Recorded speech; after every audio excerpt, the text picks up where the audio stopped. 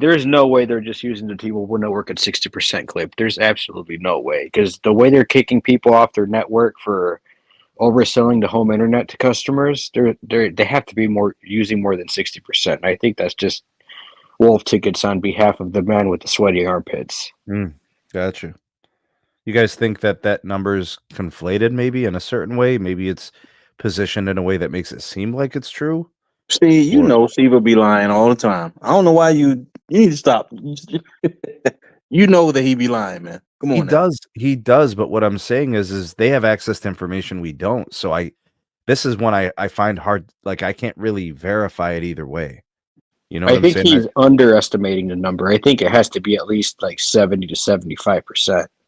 Because at the clip that they're kicking people off the network right now, and the amount of like emails that I've seen from people that are using like certain number of gigs on Magenta MAX and on Go 5G Next and Plus being threatened to get kicked off the network and restricted and slowed down, there has to be a higher usage. But here's the thing.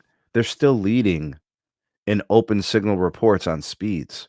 Like they still are the industry leader when it comes to downlink speed and uplink speed. According to who? Open Signal and Ookla. Oh boy. You know, RootMetrics has a standardized way of testing within certain thresholds. The other guys are collecting the data for like peak speeds.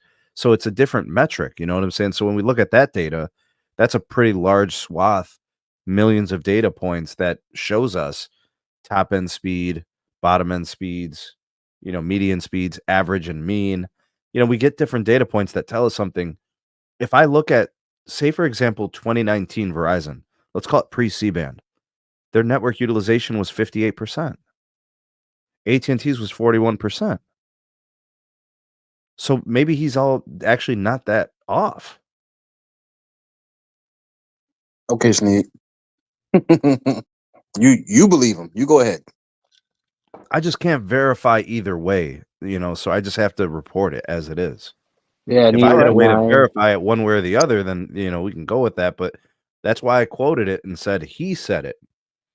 Well, I'm going to tell you this. 60% utilization, notwithstanding. If that's what he says, and that's what he says. I know what he's doing. I know he's looking for ways to add additional capacity. Otherwise, he wouldn't be testing millimeter wave right now. Always so got you don't always right. You don't. This is going to be my next question to the panel. Didn't T-Mobile like not relinquish, but like basically sell off most of their millimeter wave like last year and beginning of this year because they weren't going to use it?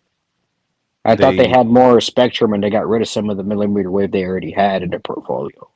They relinquished a bulk majority of the 28 gigahertz licenses. They retained it at like stadiums and specific venues.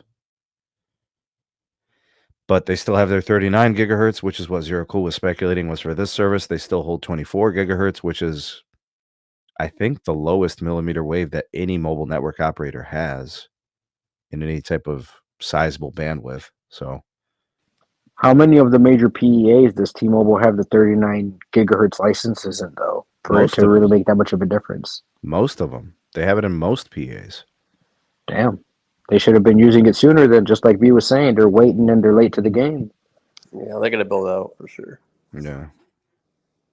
Might want to think about increasing that CapEx instead of giving out all these dividends. That's the thing, B. They're not, bro, and we're going to talk about that today.